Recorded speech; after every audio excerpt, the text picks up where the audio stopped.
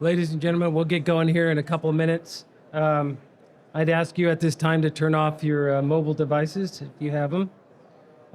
Also, as a reminder that you'll be invited to come up and ask questions. There's a standing mic here in the center once we go to the Q&A session. And also at the conclusion of the discussion, please visit the West app to provide your feedback in the session survey. So I will take the pleasure of introducing the moderator of this panel, the Honorable Ellen M. Lord. Ellen Lord served as the Undersecretary of Defense for Acquisition and Sustainment during the first Trump administration, leading the DoD's personnel, policies, and processes involved in acquisition, contracts, logistics, and the defense industrial base. Prior to this appointment, she was the president and CEO of Textron Systems, a multi-billion-dollar company with products and services supporting defense, homeland security, aerospace, and infrastructure protection for clients around the world. Ms. Lord is the former vice chairman of the National Defense Industrial Association and has previously served on the boards of the U.S.-India Business Council and the Defense Technology Initiative. She was recently appointed to the board of AAR, a global provider of aviation services, and serves as an advisor to a number of companies. She's also served on the board of trustees of the U.S. Naval Institute and vice chair of the Naval Institute Board of Directors. She holds a bachelor's degree in chemistry from Connecticut College and a master's in chemistry from the University of New Hampshire. Secretary Lord, thank you for joining us today. I now turn it over to you. Thank you, Ray. Good afternoon to everyone. I'm so pleased that you're here to participate in this panel discussion, Speed to the Fleet, Prioritizing Capabilities. So what we want to do is really three things here. We want to talk about each of our panelists' responsibilities, their priorities and focus areas, and then key actions that they are hoping to see both from the Navy or the government as well as industry. So I will not go into detailed bios, but we have Vice Admiral Jimmy Pitts, U.S. Navy. He is currently Deputy Chief of Naval Operations for Warfighting Requirements and Capabilities, N9, and also Lieutenant General Eric Austin, U.S. Marine Corps, currently Commanding General, Marine Corps Combat Command, and Deputy Commandant for Combat Development and Integration. So we have a submariner and a pilot, so we're covering two domains pretty well. Bios, again, are in the app to Naval Academy graduates in addition to that. So I'm going to ask a few questions, and then we're going to open it up to the audience, and we have a microphone right here. So to begin, could each of you, and I'm going to start with Vice Admiral Pitts, talk a little bit about the scope of your job and your top three priorities? Yes, ma'am. Thank you, Secretary Lord. And thank you, team, for coming to attend today's panel. So as the N9, as the Deputy Chief of Naval Operations for Warfighting Requirements and Capabilities, one of the scopes that people don't necessarily understand at times is I've been delegated approval authority, from the CNO for all Navy warfighting requirements. And I'm the owner of the Navy's requirements process of how we implement JCIDs. So that's one. Second, my team, which is pretty big, is across all the traditional domains. Surface, air, undersea, expeditionary, plus a couple others, along with across the whole lifetime of a capability, from science and technology through capability development and modernization to end of life and disposal, whatever disposal means for the appropriate capability. And recently, as you're all well aware, CNO published her NAV plan in September of last year, and aligned to the CNO's NAV plan, I am the single accountable officer for two near-term P-33 targets, robotic and autonomous systems, and warfighter competency through live, virtual, and constructive training. I'm responsible for three key capabilities in the enduring and long-term warfighting advantage aspect: long-range fires, non-traditional sea denial, and terminal defense. The owner of two key enablers for warfighting advantage, no surprise, robotic and autonomous systems and long-range and live, virtual, and constructive training. And then also the integrator and synchronizer across all the P-33 targets and the 5+4 through our integration effort. We call it the WIN-NIF, Warfighting Integration NIF. Priorities. Execution and operationalizing the CNO's NAV plan. And as you see, that will keep me fairly busy alone. Second priority is to modernize the Navy's contribution to the strategic deterrent mission. And as you're all well aware, we're modernizing the boat, Columbia. We're modernizing the weapon system. We're modernizing a communication aspect of it, so the TACAMO aircraft, and additional weapon systems inside that strategic deterrent mission. And then final priority is warfighting requirements writ large, working with industry, our acquisition community, and others to make sure that we set reasonable warfighting requirements, but still fill whatever the capability gap is that's required, and we can produce these capabilities as quickly as possible. Thank you. Thank you, ma'am. And Nate, thank you to AFCEA, to USNI, to the sponsors, and it's an honor to be here at the table with the Honorable Miss Lord. So thank you for hosting us, ma'am. It means a lot. A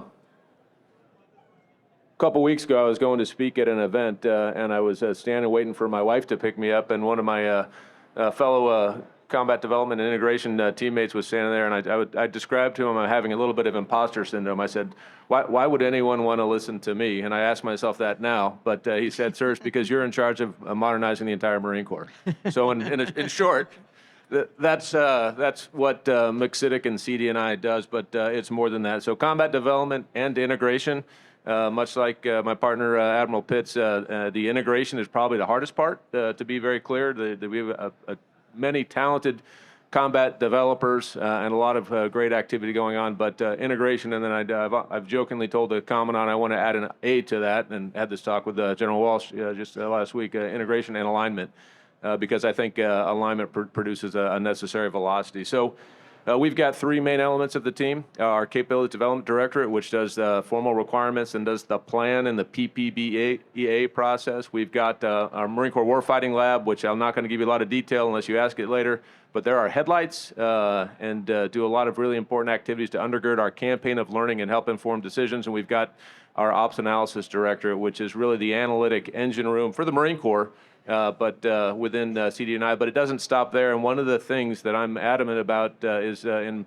my role as the Deputy Commandant for CD&I is I'm also the spiritual leader, if you will, of the Marine Corps Force Development Enterprise, which is much more than just us. A great example is my friend Steve Bowden right there. I'll phone a friend if I need to. PO, Land Systems, our MarCorps Syscom, and it includes industry too. So to provide a flat conversation dynamic to make sure that we're again aligned, tremendously important to me. That gives the agility. If priorities, real quick, and I'm going to touch these rapidly because it's a pretty big crowd, and hopefully we'll get into a following conversation. But and I apologize for those of you that heard me talk on a panel yesterday. This is going to sound familiar, but my number one priority is doing my JOB, right? Because it's a pretty wide scope, and there's a whole lot of things that we cover down on at CDI. So understanding where and when and how to set conditions for the team to be successful, and the team is that Force Development Enterprise. But beneath that,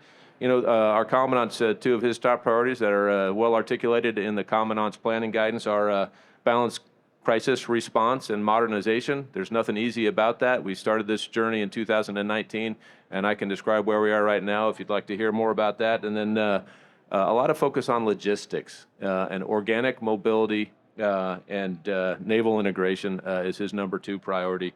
So I can expand on those as well, ma'am, but I'm gonna hold right there for now. But the last thing before I hand off the mic is fundamentally, what we do at CD&I is set conditions to equip Marines because that's how we work. And once we get these amazing capabilities, whether it's a material or non-material solution in the hands of Marines, get out of the way, and sailors, because it's just spectacular to see what we can learn and iterate and improve, and in partnership with industry. So it's a pretty special job.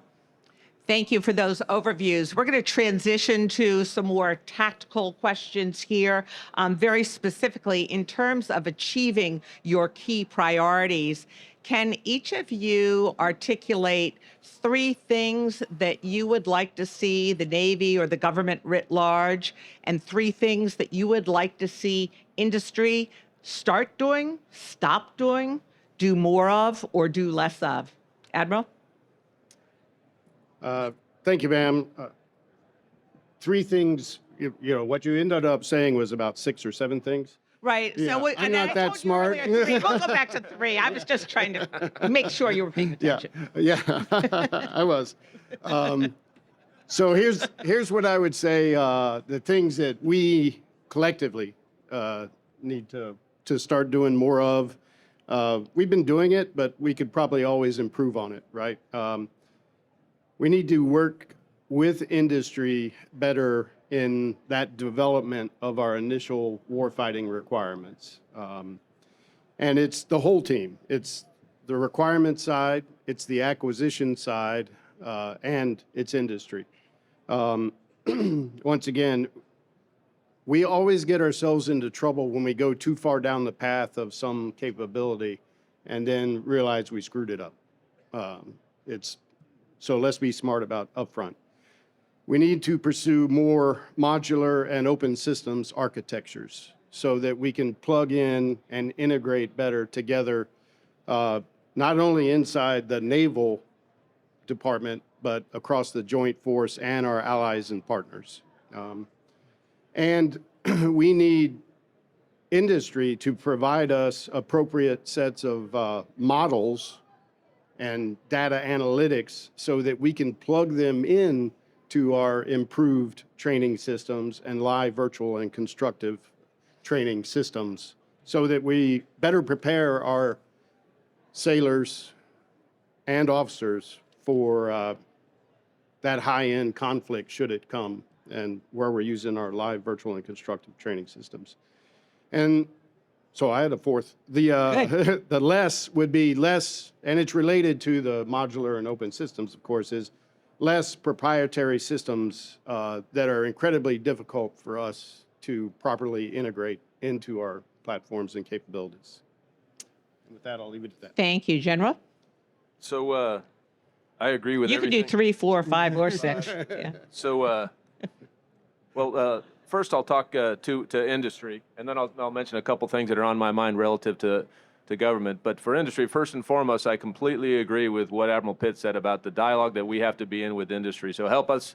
We need to be good at it from the government, and we need you to be asking hard questions and provide the venues like this where we can have the conversations, and we need to do more. We need to take it to different classification levels, and we're actually going to host a venue like this in the Marine Corps here in May, where we're doing it at a higher classification level with a very necessary two-way conversation so that you understand what's going on between our ears, and it can drive industry's investments way ahead and the like. Another thing I think is worth mentioning, it may surprise you, is for industry, is help our allies and partners. I just left 2 years in Japan in 1st Marine Aircraft Wing, and they are doubling their defense budget, and we want to be interoperable, complementary, and there's only so much we can do from where we sit, but boy, is it important that not just the Japanese, that just comes to mind because I just left there, but there's a lot of opportunity to help drive that necessary, complementary, interoperable construct with our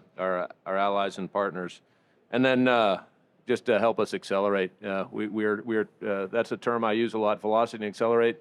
There's a responsible way to do that. There's proper levels of risk that we need to incorporate, but we need to be hard and accept risk where we can in order to accelerate. So that's tied to industry. I don't know if you want me to continue, ma'am, on. Go ahead. Okay, real quick, tied to government.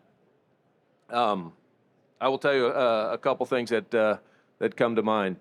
One is we need to look at our own practices. I talked about doing my job at how we actually ingest a vast amount of information, data, and material, and via a true analytic engine, turn that into recommendations that I can make to our commandant about resource investments. We're doing it right now, but there's a better way to do it to increase the velocity of that process, the agility, the adaptation as a service, and we are in work on that, and I expect Jimmy's got the same thing.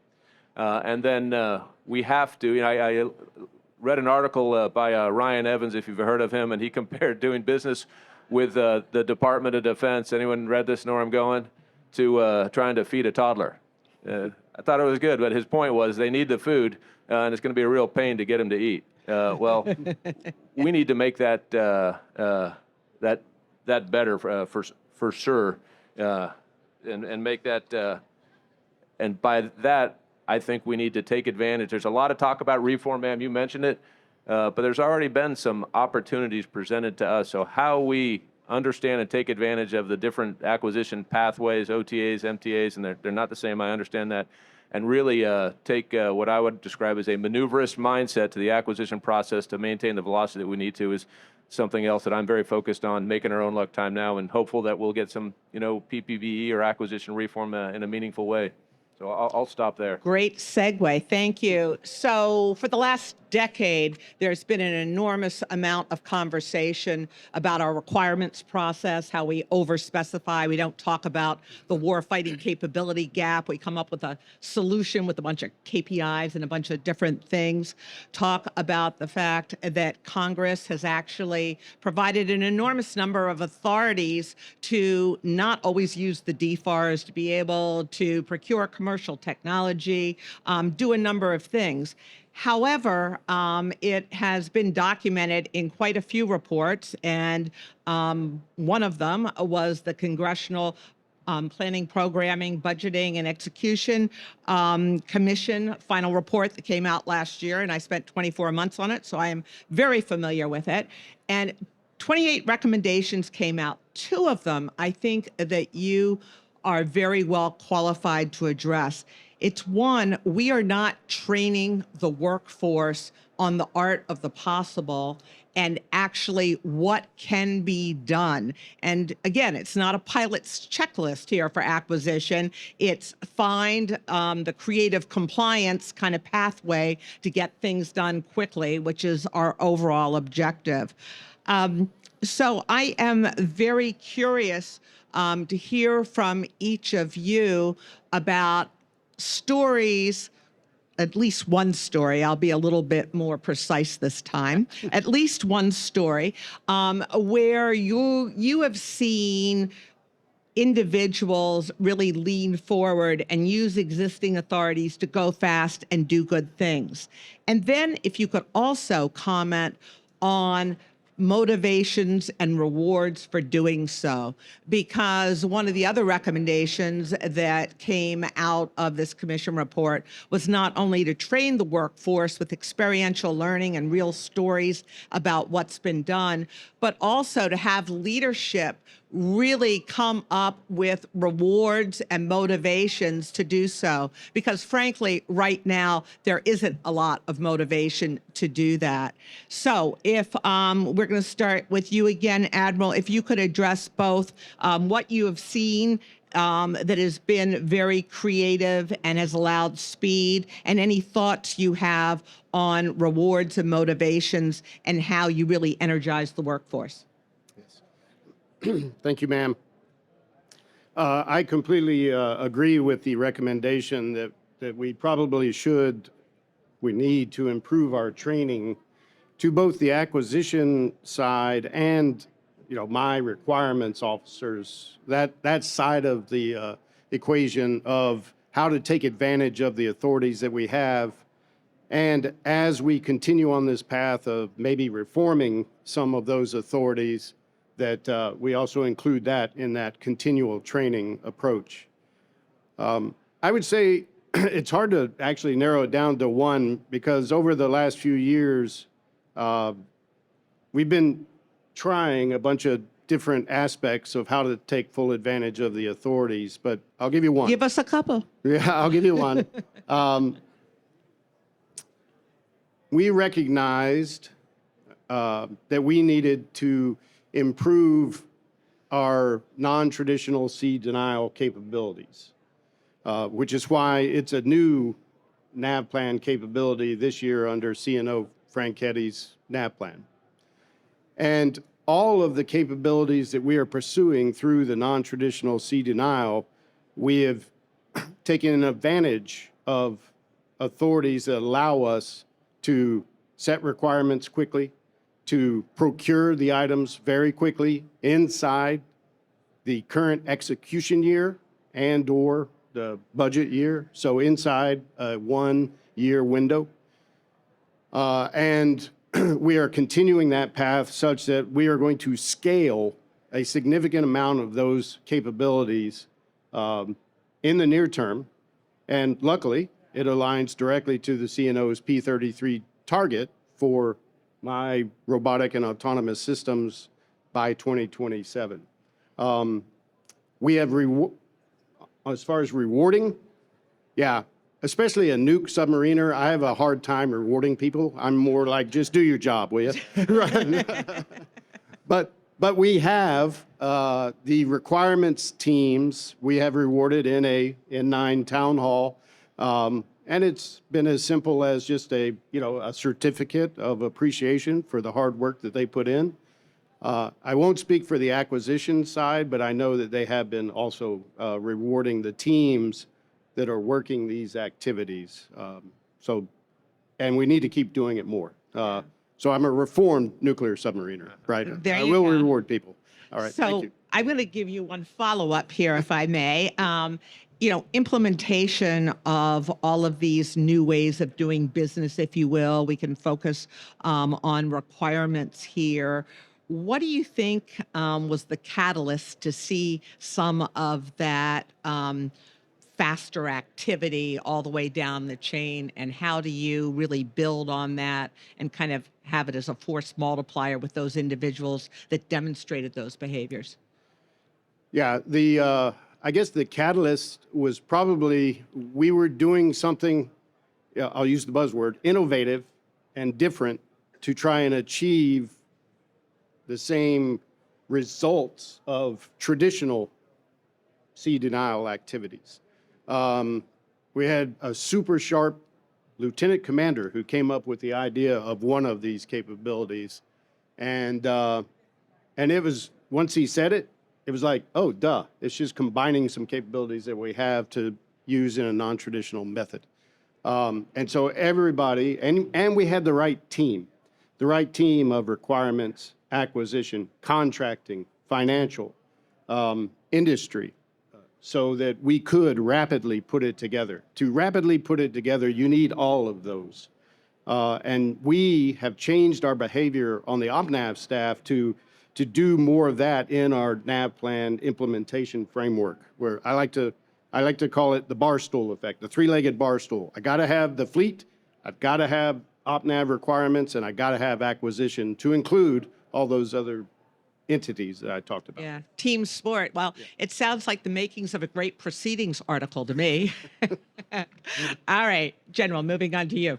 So thanks for the question. I will tell you that there's a lot of discussion within the authorities that we've been given in some of these different acquisition pathways about allowing us to operate in a capability portfolio approach. And I'm going to brag a little bit about my friend Steve Bowden and his crew broadly in our GBAD portfolio, and how I think we took advantage of this very recently. And there's 5 systems, four that we're going to field this FY that are tied to the GBAD portfolio, where there's counter UAS, installation, mobile, and then, but the real story is we see a very real need to address counter UAS for dismounted Marines. And it's not infantry Marines, it's dismounts everywhere, right? I think you all understand exactly where we are with that. Well, we had a cross-functional team that got together. We've got a fusion cell we've stood up and a fusion center, but these were folks just doing the right thing because they pulled together like a pack of dogs, if you will, and got after a hard problem. We're working through the requirements process via an MTA, but we are going to rapidly field some dismounted counter UAS capabilities to next deploying units, we believe, this calendar year and then catch up with the other processes that are going to be informed by that. But I think that's pretty remarkable to move that fast. Again, there was a big ground-based air defense gap in the Joint Forces swing. We've taken other steps like our medium-range intercept capability, which we're going to be fielding this calendar year, a prototype out to 1st Low-Altitude Air Defense Battalion in Hawaii and others. So that's the example I will give. But I think the fundamental piece is two. One, being able to use your resources in a portfolio approach, which gives, I think, some necessary flexibility to our solution developers to be able to spend that money where they see fit, informed by other folks. That said, Congress doesn't always, they give us those authorities. That doesn't, and they say you don't have to report. That doesn't mean we shouldn't tell them what we're doing. So we should, just to keep that trust dynamic open.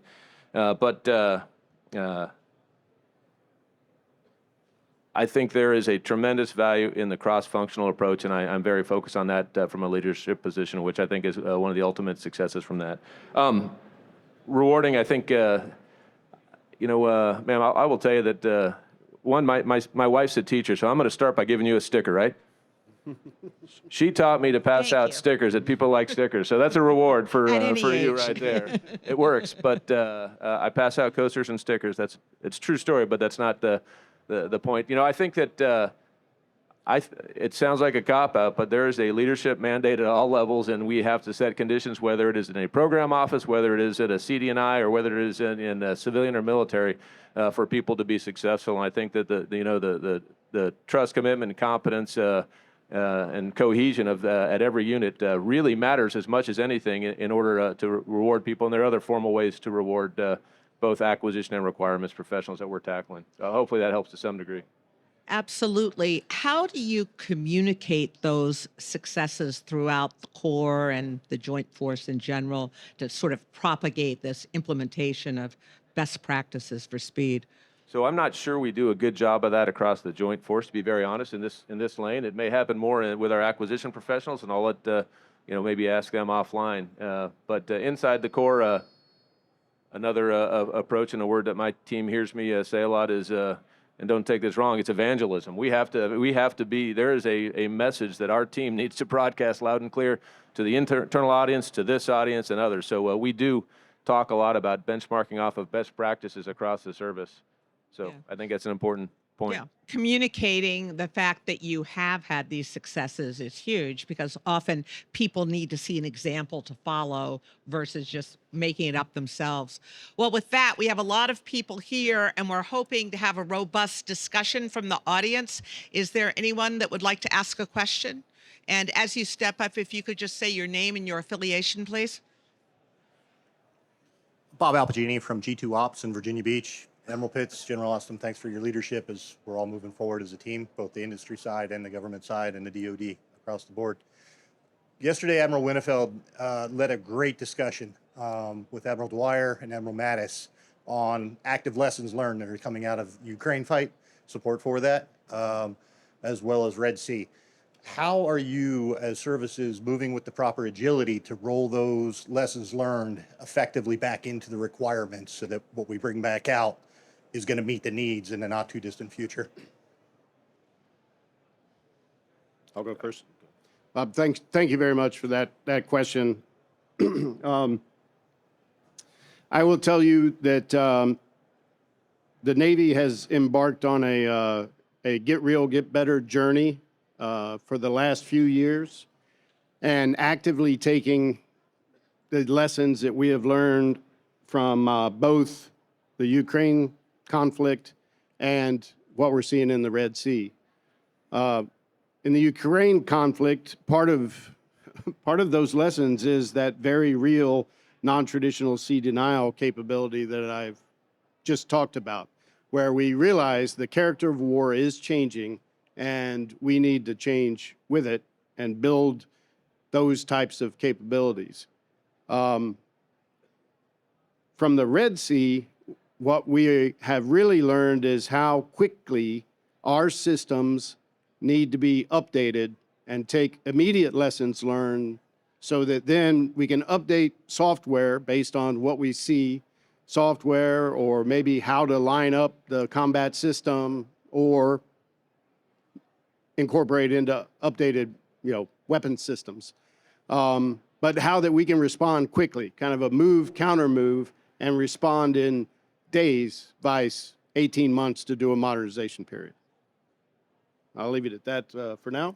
So I said it before, but our campaign of learning is one of the hardest things that we do, and we're looking at ways to improve that. And we do deal quite a bit from a blue and a red side with lessons learned from all theaters of combat or competition, if you will. I'm going to segue just a little bit off of that, just to tell you one other story about how we're trying to put a good analytic underpinning to our approach. And some of you may have heard of the Marine Corps Warfighting and Analysis Center, which we've renamed the Neller Center, which is exciting. But that is an amazing capability that is going to allow us to do mod, sim, wargaming at velocity because of the AI underpinning of the actual software that's going to allow us to do that and really get some reps and sets with scenarios like Red Sea, like Ukraine, you name it, that we can build pretty rapidly and get those lessons learned. I think it's going to have tremendous return on investment once we get it through IOC and FOC, and I think it's going to be a wonderful tool for the joint force to use. It's right there in Quantico. But we are and I'm not going to get into each of the lessons learned because I'm going to give the mic back. But we did talk a little bit this yesterday with Admiral Daly and myself and the type commanders about some of the specific lessons learned. And happy to offline talk with you a little bit about that. But we are monitoring very, very closely. Great, thank you. Next. Good afternoon, Mike Mann. I'm a retired surface warfare officer. I have a really smart friend of mine who grew up in the acquisition community, and he fundamentally believes that the really critical problem that we have is the technical community accepts no risk. Yeah. The acquisition community accepts no risk, and all the risk gets passed down to the operating forces. And there's plenty of evidence of this. I mean, I could cite it all, but it's on top of all that.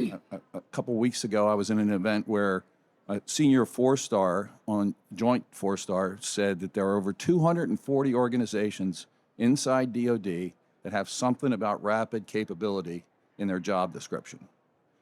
All of this, to me, points to the fact that we've got a problem with DoD 5000. Is there any consideration being given to a massive overhaul of DoD 5000 to streamline this process so that we can accelerate these capabilities to the fleet faster? Well, I have a lot to say about that, actually. That's why I'm here. I came. So I don't want to grab the No, mic go from ahead. both Yes. of you. But there actually was a streamlining of it done about 6 years ago, and it's called the Adaptive Acquisition Framework. And there are multiple pathways so that you don't have to use the very long process for everything. So MTAs were mentioned here, middle tier of acquisition. For those, you can go to a service secretary or an agency lead. You don't have to go through the JSIDS process to define a requirement. You can move quickly. You can use other transaction authorities.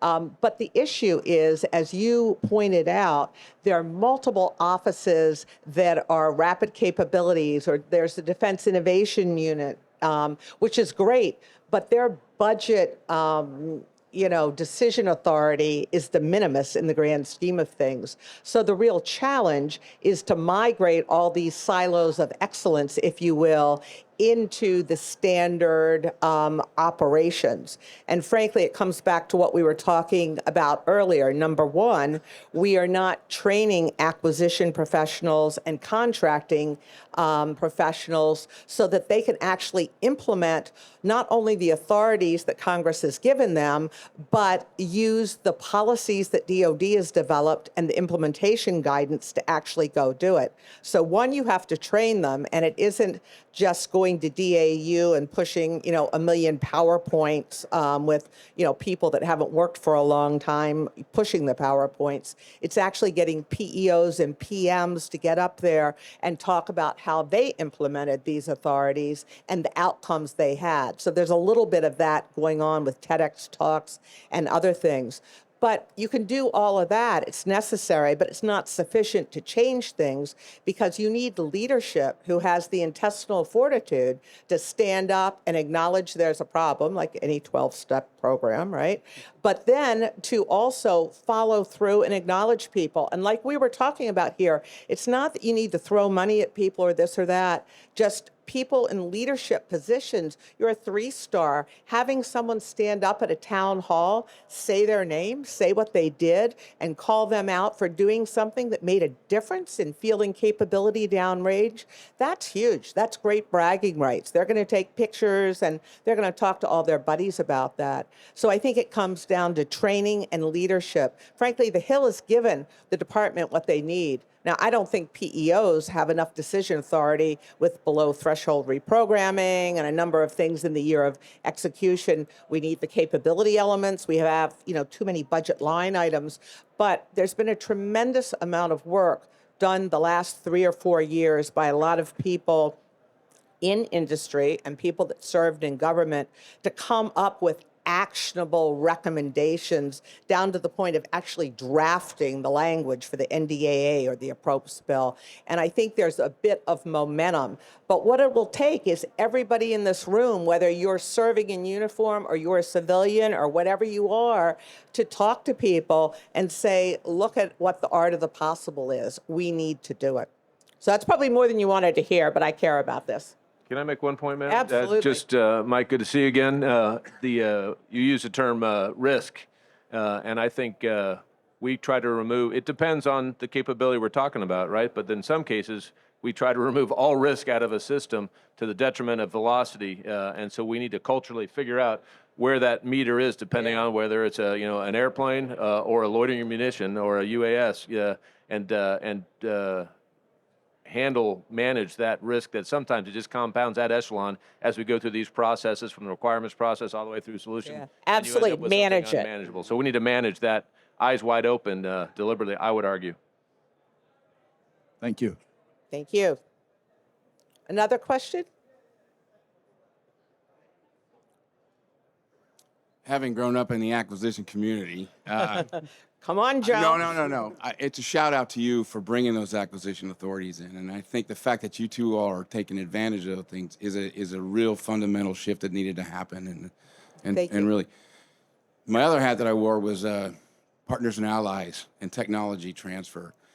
You ever consider in the requirements processing designing for export in the initial requirement set so that you can incentivize program managers to put some money towards architectures that will allow it, because right now, or wasn't cost effective. Program manager is trying to bring it in as low as cost possible. I know we've talked about it a lot. I know there was a DEF program, but fundamentally putting real good requirements in there, knowing you're going to export to certain allies, take that into consideration as well. Thank you.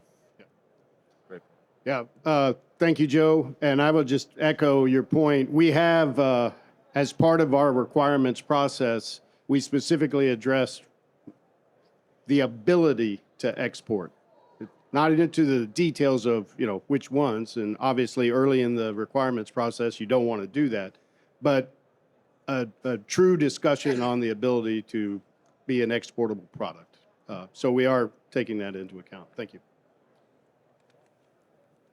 So I will just comment that I think the door has been cracked open a little bit in terms of policy for ITAR reform, particularly under AUKUS. It's just the timeline is not moving as quickly as it needs to. And there's also an issue, as many of you know, that we allow technology that's about 5 versions old to be exported versus one that's 1 or 2 versions.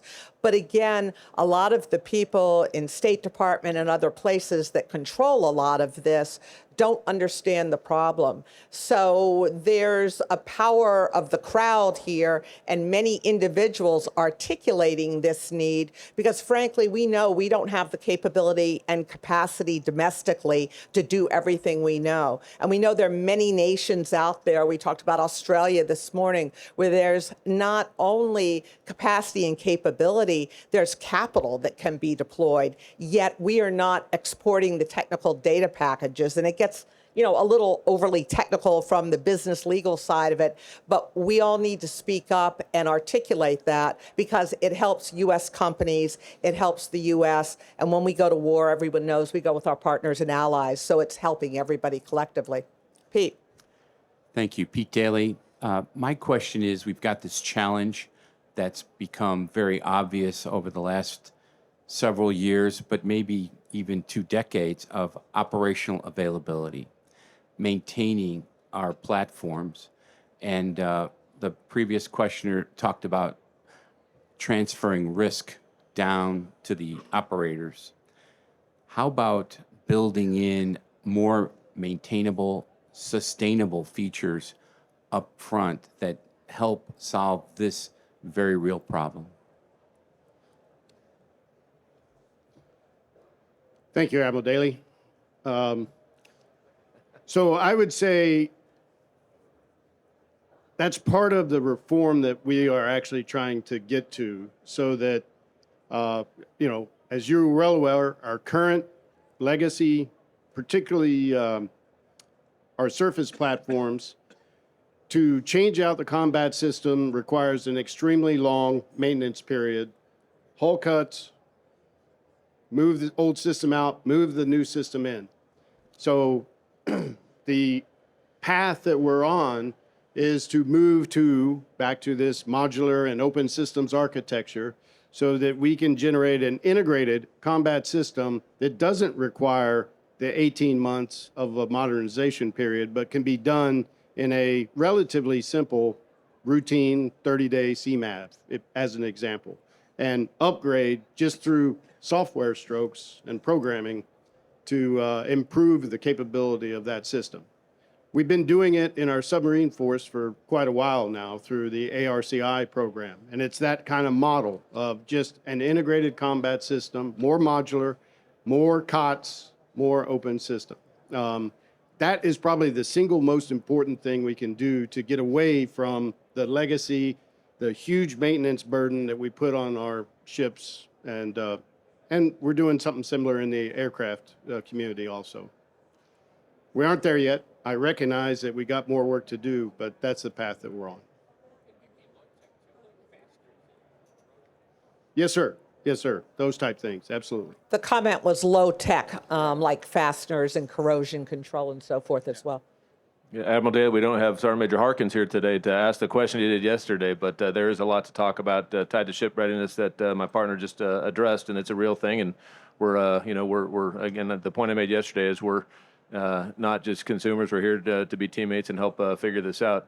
I'm going to shift just a little bit from your question. I think it's appropriate, though, and just talk about our approach to hardware and software and lifecycle sustainment of equipment. And that, I think there's been some good reports and some good approaches to looking at open architecture, compute power and whatever it happens to be with an F-35 or an ARV.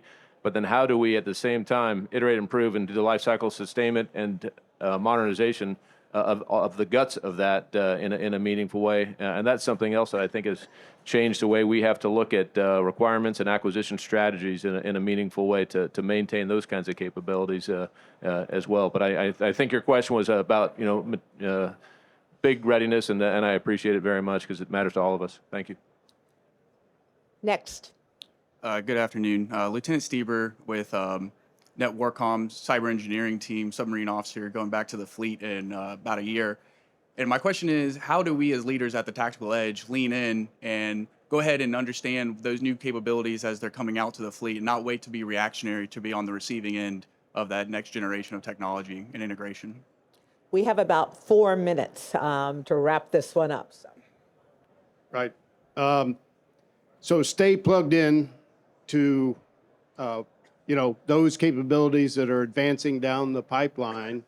And then, we at Echelon 1 plus at the fleet level owe it to you, the warfighter, to give you the proper training, instruction, and operationalizing these new capabilities as they come out, so that it doesn't just show up on your ship or submarine and say, go to town, right? We need to do our due diligence and make sure that you get the training that you need to operate these systems. Over. Yeah, I'd echo, imagine that, Admiral Pitts. It's on us to make sure that we're in the dialogue with you all, and that's where we call our .mil-PF mindset, right? And when General Walsh had my job, Training and Education Command nested under McCITIC, we had to elevated that to a 3-star job. But guess what? Lieutenant General Ben Watson and I are very close because our worlds collide often, and we have to lead in often cases with the training and the opportunities to make sure that we are keeping folks thinking far ahead. But there's nothing easy about it. When you think you're communicating enough, you need to double down because you're probably not, and that applies certainly to me in my current job. Great question. Thank you. Thanks. Thank you. So wrapping up here, I just want to build on one of the comments you made about software and hardware. When we talk about moving rapidly to field capability, we have not, from either a requirements or an acquisition or contracting point of view, always recognized that most of our warfighting systems today are hardware enabled, and that hardware is typically around for decades, yet they're software defined. And if you are doing software development correctly, you are developing, producing, and testing, sustaining all on a daily basis. So I would ask everyone to think about a lot of thoughts out there to actually be turned into legislation about making a software color of money where you're not constrained by RDT&E procurement and O&M, and you are artificially tying the hands of the developers to really rapidly field capability. So that's something that I hope next year at this time we'll be talking a lot more about. But thank you to both of our panelists here, and thank you all for attending and being so engaged. Great.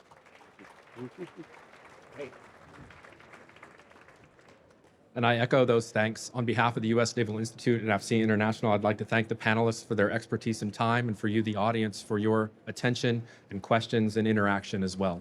As a token of our appreciation, we have for each of the panelists a new book by Naval Institute Press called Countering China's Great Game, A Strategy for American Dominance by author Michael Sobolik. So thank you all, and thank you. Have a wonderful afternoon. Thank you.